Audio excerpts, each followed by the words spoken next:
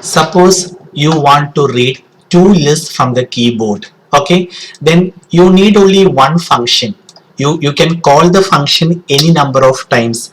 Maybe L1 equals, again you call the function read list. Okay, so L contains your first list, L1 contains your second list, and you can display both lists. Okay, so here you can display L1 also. Now save your file, run the program, enter a list from the keyboard. Let it be 1, 2, 3. Enter a list from the keyboard. Let it be 1.1, 2.2, 3.3. See, both the lists are displayed. Now suppose here you want to mention enter list 1 from the keyboard, here you want to mention enter list 2 from the keyboard. How do you do that? Okay, you can make a simple modification. See, along with input function, you make use of an argument. Usually the argument is a string, and this argument is technically known by the name prompt.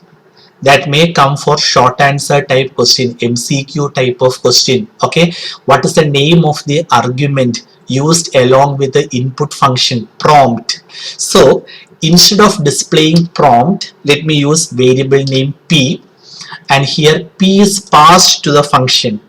Okay, so that here when you call, you can write the prompt as enter list 1. Here when you call, you can pass the prompt as enter list 2. So execution of a Python program starts and ends at main function. Function call is encountered, so certainly control goes to the point where the function is defined. Now the first argument, it is a string that is passed to p. Okay, so here what message will be displayed? Enter list 1. Again, here another function call is encountered. On encountering a function call, finally control reaches the point where the function is defined, and here what argument is passed? Enter list 2. So now the variable p points to enter list 2. So in the computer's monitor you get the message enter list 2. So using the same function, you can read any number of lists.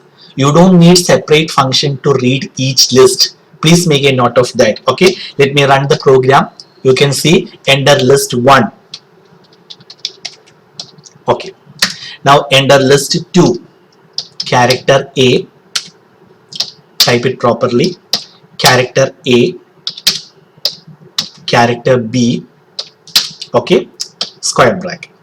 So you can see list 1 is this one and list 2 is character A, character B. Okay, and this we need in programs. So in a program, if you want to read multiple lists, you need only one function, but you can change the prompt. You can pass appropriate prompt. And what is prompt? The argument associated with the input function is technically known by the name prompt.